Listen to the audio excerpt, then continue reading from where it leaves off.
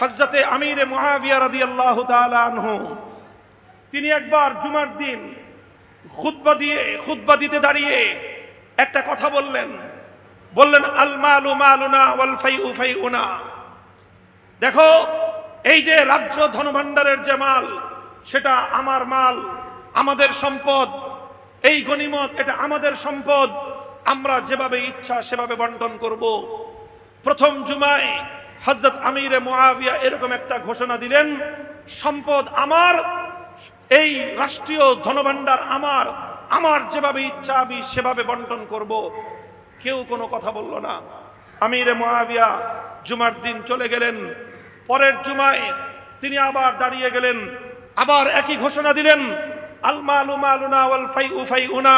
রাষ্ট্রীয় ধনভাণ্ডারের মাল, এটা আমার ইচ্ছা, যেভাবে ইচ্ছা সেভাবে বন্টন করব। 2 দিন বললেন, কোনো কথা নাই, কোনো প্রতি উত্তর নাই। আমিরুল মুমিনিন হযরতে মুআবিয়া রাদিয়াল্লাহু আনহু চলে গেলেন।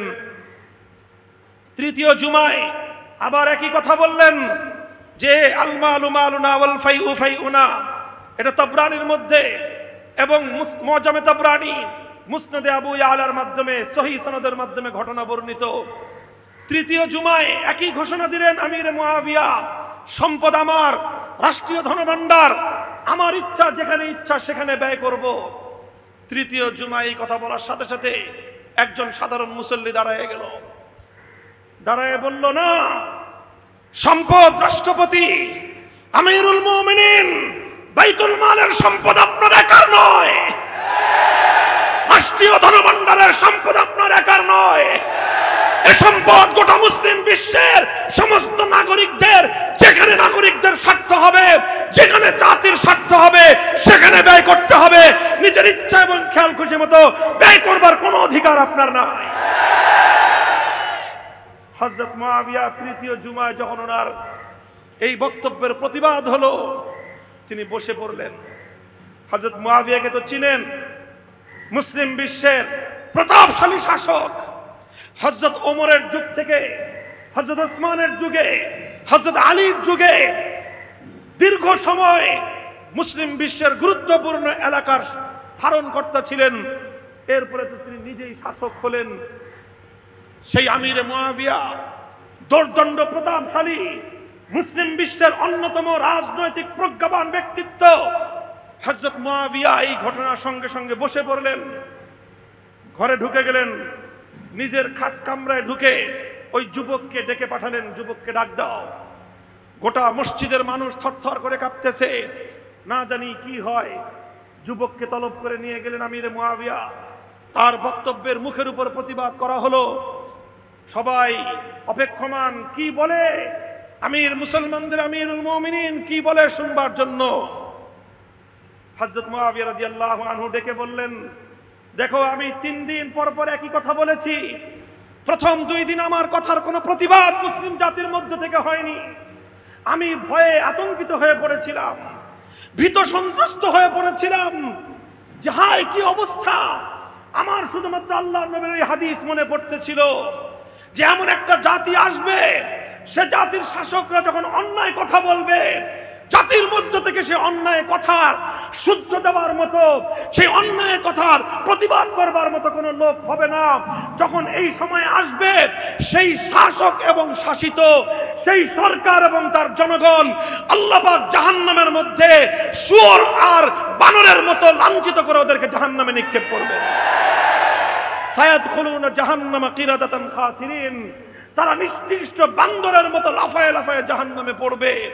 যখন আমি অন্যায় কথা বললাম, আমি যখন মুসলমানদের আমির হয়ে এই স্বৈরাচারী কথা বললাম যে সম্পদ আমার, আমি যখন বললাম মুসলিম রাজ্যের বাইতুল মাল, সরকারি ধনভাণ্ডারের সম্পদ আমি যাকে ইচ্ছা তাকে দিব, যেভাবে ইচ্ছা সেভাবে বন্টন করব, 2 দিন এ কথা বলার পর কেউ যখন আমার প্রতিবাদ করলো না, আমি ভয়ে ভীত সন্ত্রস্ত হয়ে পড়েছিলাম যে না জানি আমি সেই সম্প্রদায়ের অন্তর্ভুক্ত হয়ে গেলাম যারা লাঞ্ছিত হয়ে জাহান্নামে যাবে। আজ যখন তুমি প্রতিবাদ করলে, হৃদয়টা আমার প্রশান্তিতে ভরে গেল। হে যুবক, আমি তোমার কৃতজ্ঞতা আদায় করি, কারণ তুমি আমার অন্যায় কথার প্রতিবাদ করে প্রমাণ করে দিয়েছো মুসলমান জাতি এখনো পথভ্রষ্ট হয় নাই। বঙ্গবন্ধুর কন্যা মাননীয় প্রধানমন্ত্রী শেখ হাসিনা। আমি আপনার জন্য মামুনুল হক শাইখুল হাদিসের সন্তান এই যুগে সেই ভূমিকা পালন করতে চাই।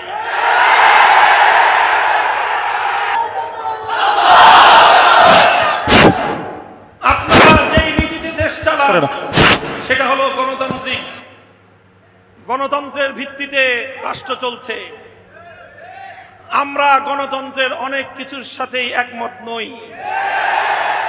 আমরা পরিপূর্ণভাবে আমাদের নিঃশর্ত আত্মসমর্পণ আল্লাহ এবং ইসলামের প্রতি।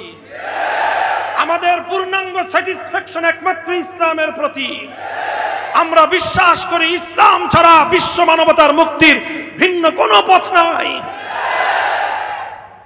গণতন্ত্র বলেন, সমাজতন্ত্র বলেন, তন্ত্রমন্ত্র দিয়ে বিশ্ব মানবতার মুক্তি সম্ভব নয়।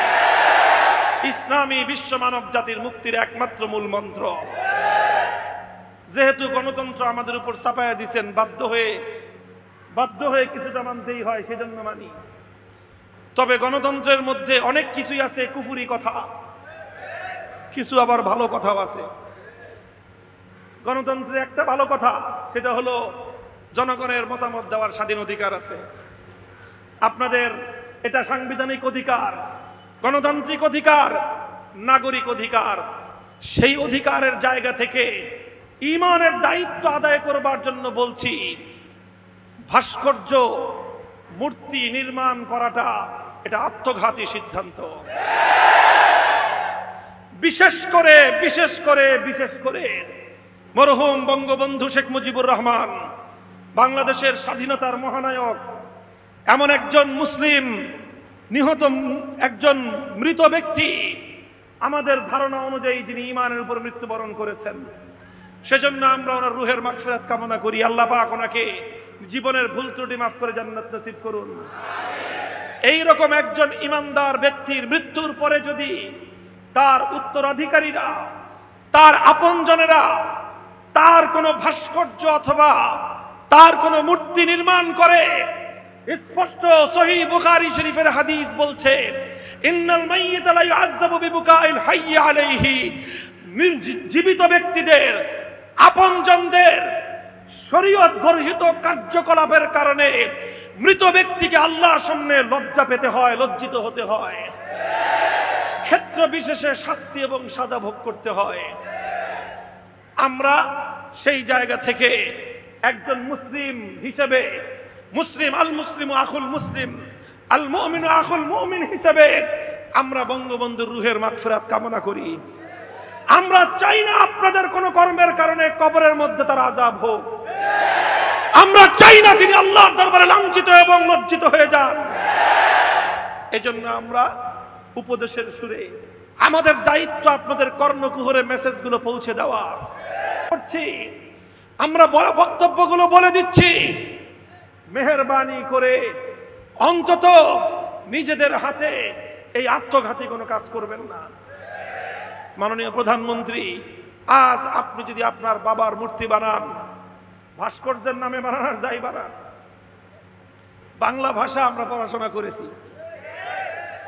বাংলাদেশের বাংলা ভাষার যে কোনো ডিকশনারি খুলেন, সেই ডিকশনারির মাধ্যমে প্রমাণ করেন ভাস্কর্য আর মূর্তি দুই জিনিস। সারেন্ডার করব আপনাদের সামনে। ভাষার চর্চা আপনারা করেন না বলে আজকে ভাস্কর্য এবং মূর্তিকে ভিন্ন ভিন্ন অর্থে সাব্যস্ত করতে চাচ্ছেন। আপনারা যেটা বলতে চাচ্ছেন আমি সেটা শিখিয়ে দেই। ভাস্কর্য আর মূর্তি এক ও অভিন্ন, তবে ভাস্কর্য আর প্রতিমা দুই জিনিস। যেটা বলতে চান সেটা শিখিয়ে দেই। এইভাবে বলবেন আগামী দিন থেকে যে ভাস্কর্য আর প্রতিমা দুই জিনিস। আমরা কথা বলছি না যে বঙ্গবন্ধুর প্রতিমা তৈরি করা হচ্ছে, আমরা বলছি বঙ্গবন্ধুর মূর্তি তৈরি করা হচ্ছে। মূর্তি আর ভাস্কর্য লাউ আর কদু, যেই লাউ সেই কদু। ওটা শাইখুল হাদিস রাহমাতুল্লাহি আলাইহি ওনার হায়াতে বলেছিলেন, গ্রামের ডিম শহরে গিয়ে বলে মামলেট হয়। গ্রামগঞ্জের মূর্তি এখন ঢাকার শহরে গিয়ে ভাস্কর্য হয়েছে। একই জিনিস। গ্রামে কদু খেতাম, এখন ঢাকায় গিয়ে লাউ বলি। যেই লাউ যেই ডিম সেই আন্ডাই, যেই মূর্তি সেই ভাস্কর্যই। হ্যাঁ, যেটা বলতে পারেন সেটা হলো এটা প্রতিমা নয়। প্রতিমা আমরাও বলি না। বঙ্গবন্ধু আজ মূর্তি তৈরি করছেন, আপনার মৃত্যুর পরে আপনার অনুসারীরা আপনার মূর্তি তৈরি করবে নিশ্চিত। বুখারীর হাদিস যদি বিশ্বাস করো, কোন ইমানদার একথা বিশ্বাস করতে হবে তোমাকে। আজকে যদি প্রধানমন্ত্রী বঙ্গবন্ধুর ভাস্কর্য বানান, মৃত্যুর পরে ওনার অনুসরণে ওনার যতগুলো মূর্তি তৈরি হবে, প্রতিটি মূর্তির জন্য প্রধানমন্ত্রীকে আযাব ভোগ করতে হবে। আমরা আমাদের কথা বলে দিলাম, আমরা সরকারের সাথে, রাষ্ট্রের সাথে যুদ্ধে নামবো না, যুদ্ধে নামবো না। তবে এতটুকু বলবো, আমরা আপনাদের প্রতি যদি আল্লাহর কোরআনের বিরুদ্ধাচরণ করেন, মুসলমানদের ঐতিহ্যকে ধ্বংস করে মসজিদের শহরকে যদি মূর্তির শহর বানান, আপনাদের সঙ্গে আমাদের চূড়ান্ত ঘৃণার সম্পর্ক কায়েম হবে।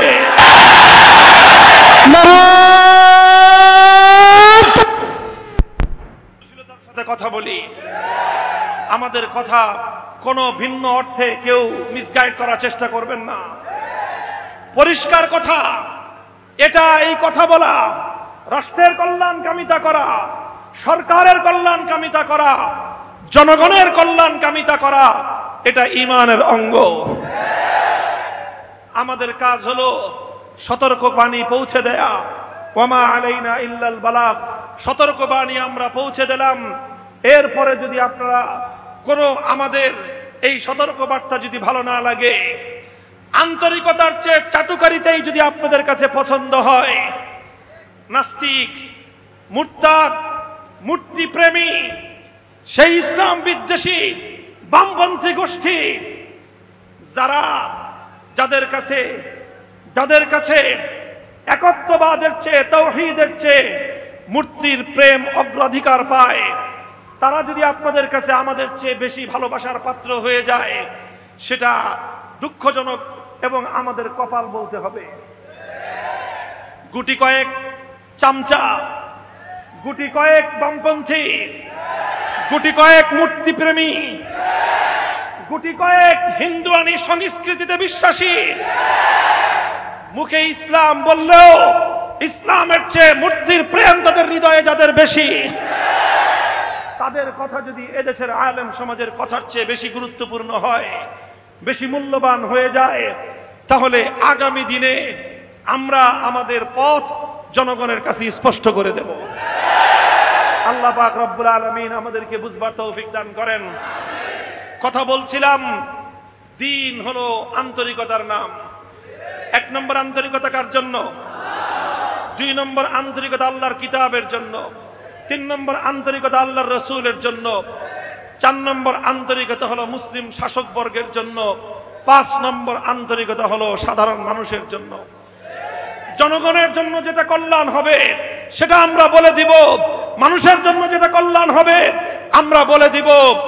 আমি জানি এই বসেন একটু আখেরি কথা, এখানে অনেক মানুষ আছেন, একটা পয়েন্টে আমরা সবাই ঐক্যবদ্ধ, সেই পয়েন্টের নাম হলো ঈমান। আমরা বিভিন্নভাবে বিভিন্ন মত পার্থক্য থাকতে পারে, রাজনৈতিকভাবে আপনারা এক একজন এক এক মতাদর্শী হতে পারেন। কেউ আওয়ামী লীগের লোক আছেন এখানে অনেক, বিএনপির লোক আছেন অনেক, বিভিন্ন রাজনৈতিক মত পার্থক্য থাকতে পারে, কিন্তু ঈমান এবং ইসলামের প্রশ্নে আমরা এক। সেই জায়গাটা থেকে বলছি, যারা বঙ্গবন্ধুকে ভালোবাসেন, এই ভালোবাসার মধ্যে আমার কোনো আপত্তি নাই, বরং একজন মুসলিম জাতির মহান নেতাকে ভালোবাসা এটা দেশের প্রতি ভালোবাসার পরিচায়ক। ঠিক তদ্রূপ যারা বিএনপি করেন, মরহুম প্রেসিডেন্ট শেখ জিয়াউর রহমানকে আপনারা ভালোবাসেন, দেশের অগ্রগতি উন্নতিতে তার অনেক অবদান আছে, ভালোবাসেন, কোনো আপত্তির কিছু নাই। আপনাদেরকে বিশেষ করে বলবো, যারা বঙ্গবন্ধুর সৈনিক বলে স্লোগান দেন, আপনাদের এখন একটা স্লোগান হবে, আমরা বেশি কথা বলতে গেলে আমাদেরকে বলে মৌলবাদী, আমাদেরকে বলে জঙ্গিবাদী। এমন কোন ট্যাগ নাই যেই ট্যাগগুলো আমাদেরকে ওই বামপন্থী নাস্তিকের দল না দেয়। আমরা কথা বলতে গেলে, প্রতিবাদ করতে গেলে আমাদেরকে নানাভাবে হয়রানির শিকার হতে হয়। এজন্য আওয়ামী লীগের সকল ইমানদার কর্মীদের প্রতি আমি নসিহত করতেছি, ওসিয়ত করতেছি, কিয়ামতের দিন আপনারা আমাদেরকে ধরতে পারবেন না। আমরা আপনাদেরকে আল্লাহর আদালতে দাঁড়িয়ে বলে দিব, সমস্ত আওয়ামী লীগের কর্মীদেরকে বলেছিলাম, যদি বঙ্গবন্ধুকে ভালোবেসে থাকেন, আপনাদের দলকে, আপনাদের সরকারকে বঙ্গবন্ধুর মূর্তি নির্মাণ করবার আত্মঘাতী সিদ্ধান্ত থেকে আপনারাই বারণ করেন। আল্লাহ পাক রব্বুল আলামিন আমাদের দেশকে, আমাদের জাতিকে, আমাদের সরকারকে সব ভুল ভ্রান্তি থেকে, বিপদগামিতা থেকে আল্লাহ পাক হেফাজত করেন। উলামায়ে কেরামকে নির্ভীকভাবে আন্তরিকতার সাথে দেশ, জাতি, রাষ্ট্র, সরকার, জনগণ সকলের সেবায় আন্তরিকতাপূর্ণ, নিষ্ঠাপূর্ণ, সাহসিকতাপূর্ণ ভূমিকা পালন করার তৌফিক দান করুন। চাটুকারিতার পথ পরিহার